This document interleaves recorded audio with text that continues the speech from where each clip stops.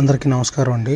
ఈ రోజు నేను మీకు చూపించబోయే ఆలయం శ్రీ భక్త మార్కండేయ స్వామి. ఈ ఆలయం వచ్చేసి తాటిపత్రిలో అయితే ఉంది. గ్రామంలో నివసిస్తున్నటువంటి పద్మశాలీలు అంటే తెలుసు కదా, నేతన్నలు, మనం ధరించే దుస్తులను తయారు చేసే మహానుభావులను ఈ ఊర్లో ఉన్న ప్రతి ఒక్కరూ కూడా తలో చేసి ఈ గుడిని అయితే నిర్మించారట.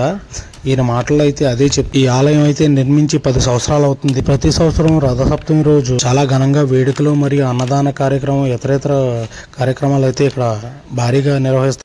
ప్రతి ఇంట్లో కూడా అనేక రకాల సమస్యలతో అయితే మనం ఇబ్బంది పడుతుంటాం కదా. ఈ ఆలయంలోకి వచ్చి మృత్యుంజయ జరిపించుకుంటే అనేక రకాల ఇబ్బందులు అయితే తొలగిపోయి మనం అయితే సంతోషంగా ఉంటామనేసి ఈ గ్రామస్తులు అయితే చెప్తున్నారు. రాజమండ్రికి సంబంధించిన సూర్యచంద్ర బ్రదర్స్ అని చెప్పేసి ఈ ఆలయంలో జరిపి అన్నదానానికి అయ్యే మొత్తం ఖర్చు 5 లక్షల రూపాయలు వీళ్ళకి ఇచ్చారట. వైట్ షర్ట్ వేసుకుని బొట్టు పెట్టుకున్న ఆయన వెంకటరమణ గారు, ఆలయ చైర్మన్ గారు. వీళ్ళిరువురు కూడా గ్రామస్తులు. ఈ మాట్లాడే వ్యక్తి అయితే చాలా చక్కగా అయితే చెప్తున్నారు. అన్ని రకాల వివరాలు మాట్లాడుతున్నారు.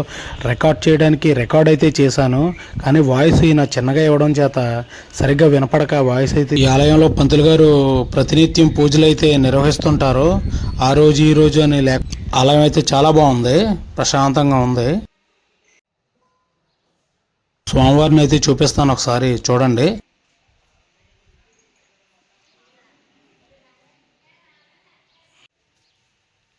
అలంకారంలో ఎంతో నిండుగా ఉన్నారు కదా.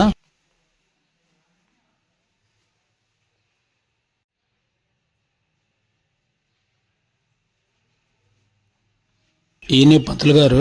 ఈ ఆయిల్ బాటిల్స్ మొత్తం విరాళాలట, స్వామివారిని అభిషేకించడానికి అయితే ఇచ్చినవి. నేనైతే ఈవినింగ్ టైంలో వెళ్ళాను, ఒక 4 టైంలో. అందుకే ఆలయం మొత్తం ఖాళీగా ఉంది. మార్నింగ్ టైంలో అయితే ప్రతిరోజు కూడా భక్తులు ఉంటానే ఉంటారట ఇక్కడ. ఈ ఆలయంలో నవగ్రహ మండపం కూడా ఏర్పాటు చేశారు, ఒకసారి చూడండి. నవగ్రహాలను మీ అభిప్రాయం ఏమి తెలియపరచట్లేదు, కామెంట్లో తెలియపరుస్తారని కోరుకుంటున్నాను. నా యొక్క ఛానల్ని లైక్ చేసి సబ్స్క్రైబ్ చేసి మీరు అందరూ సపోర్ట్ చేయండి.